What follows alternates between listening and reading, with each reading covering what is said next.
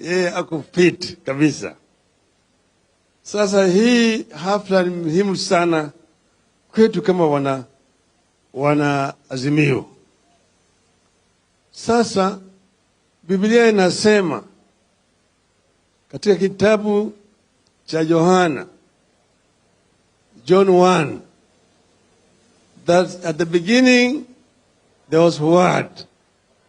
Word was with God, and the Word was also God. Sio? Pili, katika hiyo kitabu tu ya Yohana 8:32 mpaka 33, Jesus says that you shall know the truth, and the truth shall set you free. Kwa hivyo sasa leo tunasema ukweli. Ukweli mtupu, nothing but the truth. Sasa marehemu Askofu Desmond Tutu wa Afrika Kusini, may the Lord rest his soul in peace, alisema that without truth there can be no justice. Without justice there can be no reconciliation. Without reconciliation there can be no peace. Without peace there can be no development. Haya ukweli mtupu, ya kwamba bila ukweli hatuwezi kukuwa na, bila ukweli hatuwezi kukuwa na haki, na bila haki hatuwezi kukuwa na utengamano. Bila utengamano hatuwezi kuwa na amani, na bila amani hakuna maendeleo. Leo tuko hapa kusherehekea ushindi wa Wiper na ushindi wa Azimio la Umoja One Kenya Coalition. There's no doubt in our mind that Azimio won the elections convincingly. The facts are there. We got the highest number of members of parliament in the country. We got highest number of members of county assemblies in the country. We also won a number of governors and senators. We won in most of the regions, in Nyanza, in Western, in the coast, in Lower Eastern, in Upper Eastern, in Northeastern, in a number of counties within the Rift Valley, in Nairobi, and according to the whistleblower, several countries in the Central Province. With those kind of statistics, how could we lose elections? So we know that we won the elections. And that's the reason why we talk with a lot of confidence that we won the elections. And people know what transpired. People saw what happened at Bomas of Kenya on the 15th of August. It has never happened anywhere in the world where the Electoral Commission, where the referees in an election disagree publicly. Out of 7 members of the Electoral Commission, 4 said no to the results which were being announced by the chairman of the Electoral Commission. Only 2 said yes jointly with their chairman. Under normal circumstances, those results should not have been accepted. They should not even have, nobody should even have announced them. There was a dispute within the Electoral Commission. And that's why we talk with confidence. 3 and 4. My little knowledge of arithmetic tells me that 4 is bigger than 3. For the first time, you have seen a new math where 3 is bigger than 4. We will not tire telling the truth. We want to make rigging a very, very expensive enterprise that nobody will ever again think of rigging an election in this country. Without resolving this matter convincingly, there will be no peace in this country.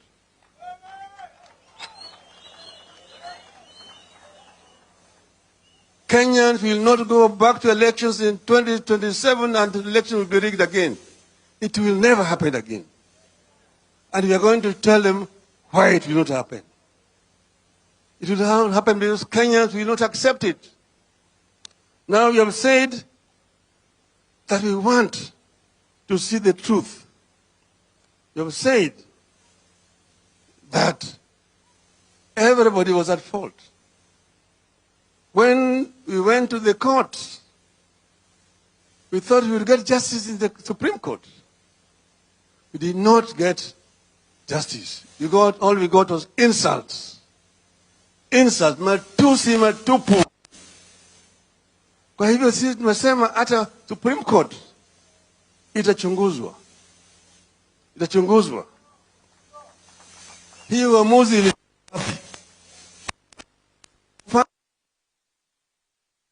Soma, and I will quote the ruling, that she is convinced beyond reasonable doubt that the IBC deployed virtual private cloud, VPC.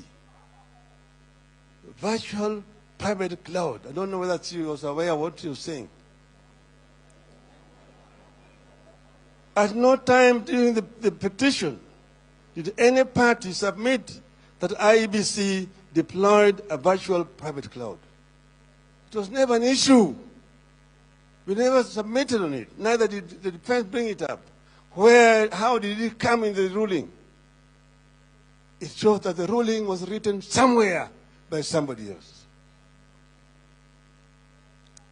So all of this thing was rotten and requires a proper interrogation. We have said, therefore, that we agreed, we are not unreasonable people, that we will talk, we will negotiate. But the negotiations must be structured and must be constructive. All that our team has seen was nothing but stonewalling and time buying. That's why we agreed with the chairman of our bipartisan team, Utende Amolo, say, stop it, stop the rubbish. And we will not go back until they have come down to say A, B, C, D. The issues which are in contention are clear. One, you have said that they must agree that the cost of living is too high for the people of Kenya. Gharama maisha imepanda sana. Bei ya unga imepanda. Bado yuko juu. Bei ya mafuta yuko juu. Bei ya petroli yuko juu. Bei ya sukari yuko juu. Hata stima yuko juu. Hata karo ya shule yuko juu. Punda imechoka.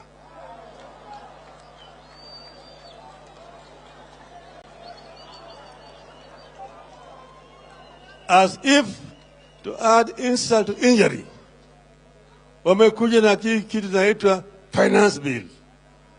Finance bill, which is an insult to the people of Kenya. People already are struggling to make ends meet. Now you're adding with a lot of impunity. Alafu nasema ati wapende wasipende. Hiyo lugha tulijua sana wakati ya bwana Salat na bwana Sharif Nasir na bwana Kariki Shotara. Wapende wasipende. Hiyo lugha tulizika. Hiyo lugha tulizika. Si punda yako. mbona tuweke mzigo. There will be no taxation without representation. Hiyo ndio ilileta mapinduzi Amerika, kama hujui. Kwa hivyo huwezi kuongea na madaha na maringo atiwe huko na wabunge ambao umenunua. You have a false majority of members of parliament. I want to tell you that those people do not represent the people of Kenya. Those people are going to vote for you mainly because you have bribed them. But the people of Kenya don't support it. And we are urging the people of Kenya to withdraw the delegated sovereignty to Parliament over this issue. That what Parliament passes does not bind the people of Kenya. And the people of Kenya will be entitled to come out and protest and resist repression by this regime. You have said it's not acceptable.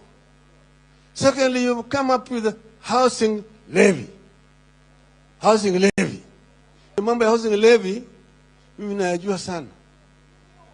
Wangekuja kwangu kwa mafunzo, ningewafundisha. Hawajui. You cannot introduce additional tax when the economy is in depression. You can't do it. And where did you get the 3% from? If you're saying it's investments, how about the employer? 3%. Employers investing in what? Additional tax of 3% on an employer.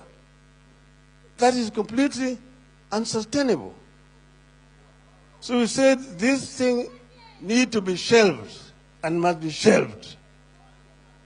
Secondly, servers.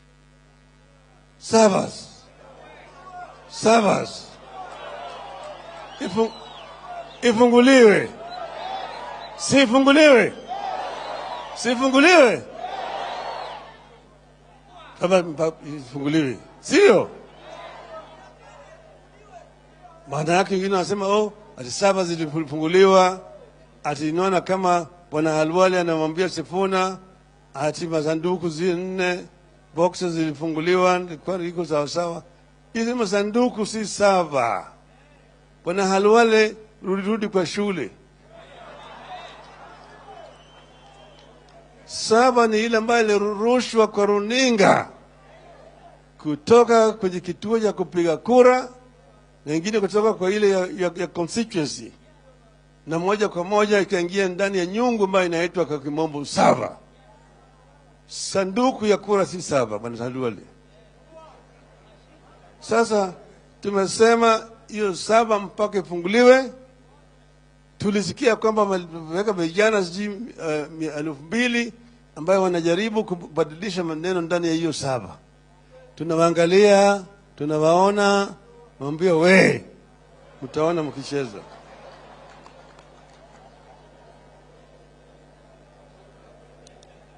Tatu, mambo kuingilia vyama vya Azimio. Kenya Kwanza ilikuwa na vyama vyake ambayo waliingia huko kwa hiari. Kuna zingine ambayo ziliingia ndani ya Azimio kwa hiari, na waliweka sahihi. Kulikuwa na mkataba baina ya Azimio na hizi vyama zote hizi. Baada ya uchaguzi umeingia kununua hizi vyama.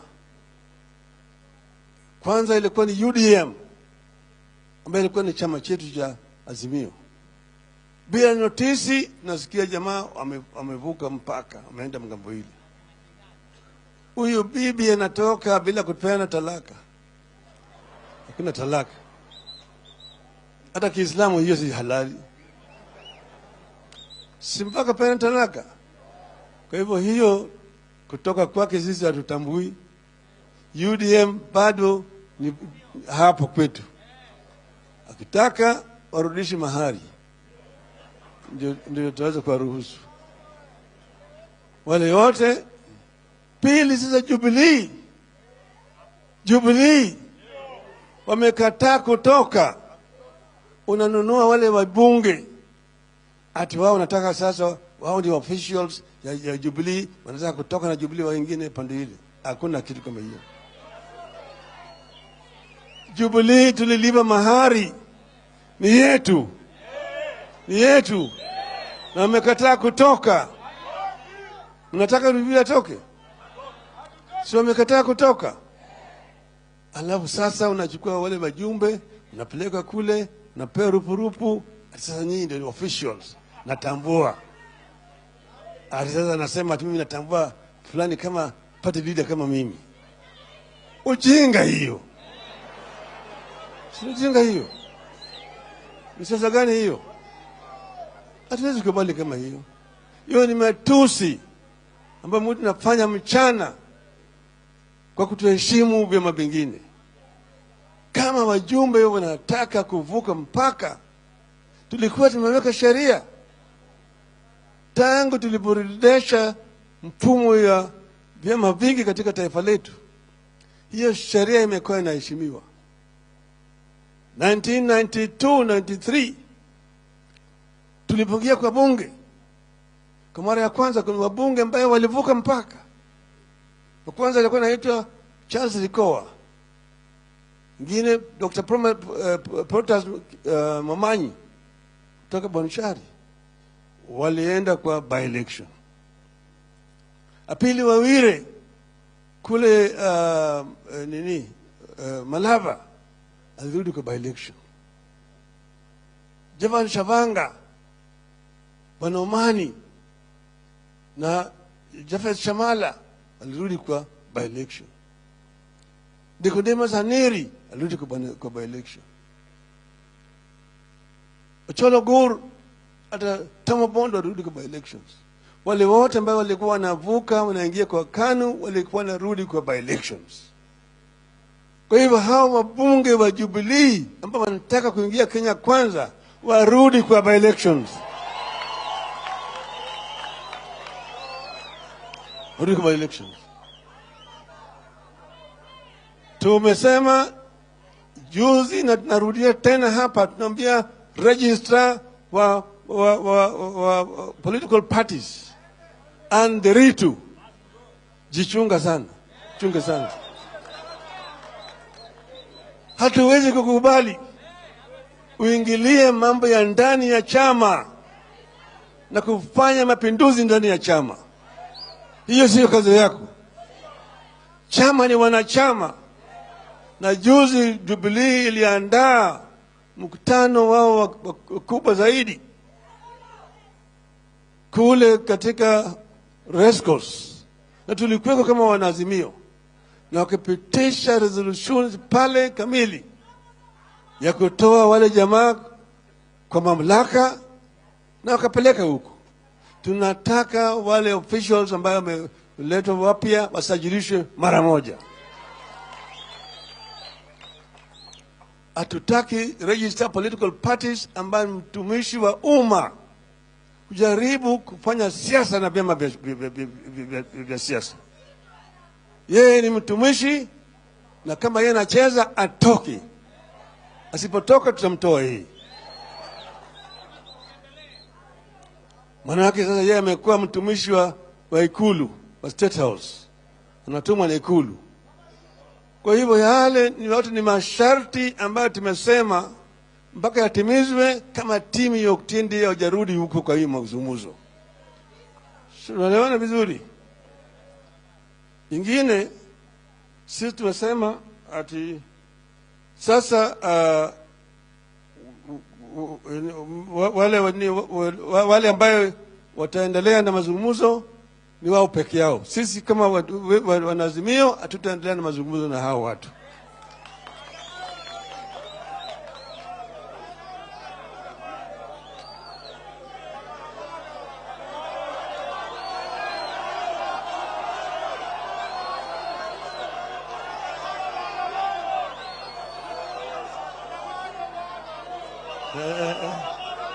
Unasema nini?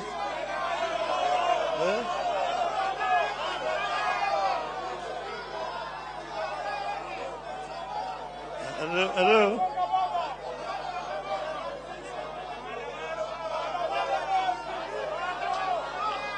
Hello? Hello? Hello? Hello? Asanteni. Asanteni, tumesikia. Hello?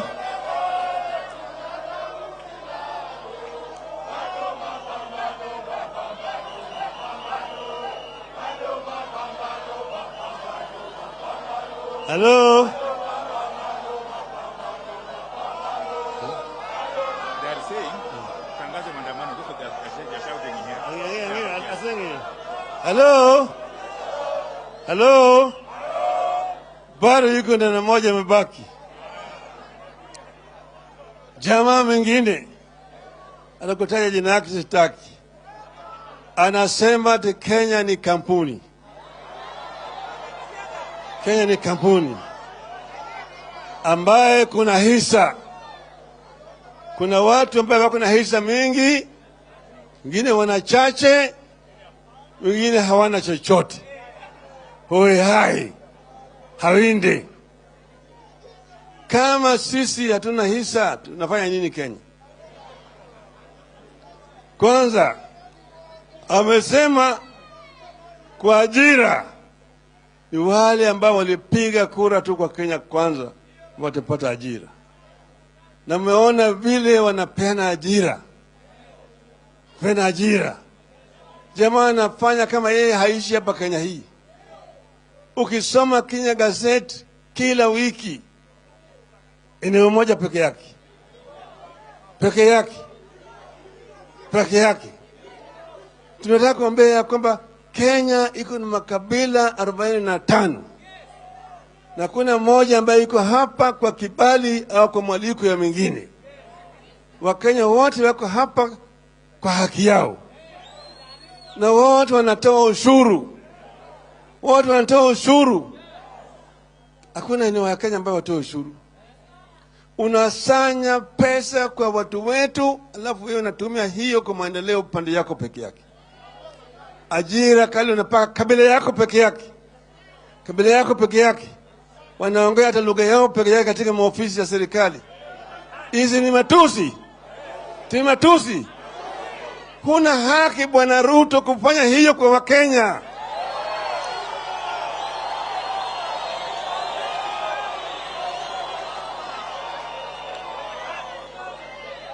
Huna haki kututoza ushuru. Alafu unapatia watu yako peke yake. Kazi unapatia watu yako peke yake.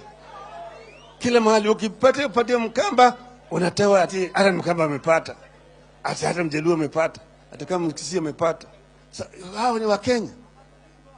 Unaajiri PS permanent secretaries 51. Hakuna hata Mkisii moja huko. Hata moja. Hata katika cabinet yako. Parastatal zote unazajaza. Directors, chief executives, chairman na kadhalika. Kabila moja peke yake. Hiyo ni haki. Hiyo ni haki. Hiyo ni haki. Sisi tumekataa.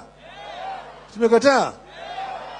Tumesema ya kwamba sisi ni Wakenya bila mwaliko ya mtu yote.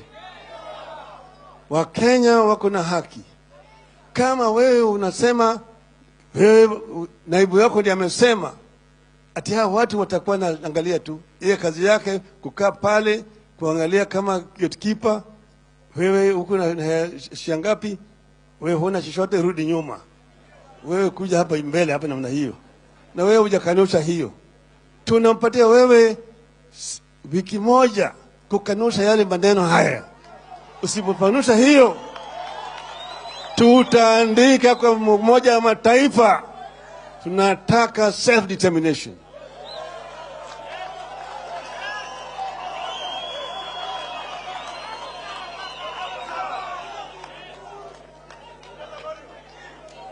We are Kenyans by right. We cannot be discriminated against every day. We got a new constitution with the Bill of Rights, which must be respected by this government. You've continued to violate the Bill of Rights in our Constitution, discriminating against other Kenyans. And we are saying that this must stop forthwith. And we must begin the process of correcting all these imbalances so that we know how many ministers do you have and where do they come from? How many permanent secretaries do you have? Where do they come from? Parastatals, how many are they? And who will the leaders come from where? And so on. So that every Kenyan community must feel completely accommodated in the government. Kwa hivyo sisi kama wanazimio hatutaki fujo. Tunataka amani. Tunataka amani. Lakini ili tuwe na amani mpaka tujitayarishe kwa vita, sio? Sivyo? Sivyo? Kwa hivyo tumwambie Bwana Ruto ya kwamba kabla tujafika kwa ile mambo yako ya budget, mambo yale yote yarekebishwe. Sivyo? Isipofanyike namna hiyo, unajua. Si unajua? Mnaunga mkono. Azimio la Yata. The Yata Declaration. The people of Azimio assembled here in Yata declare, one, that the cost of living must be come down. Two, that the servers, the presidential elections, 2022 must be opened for auditing.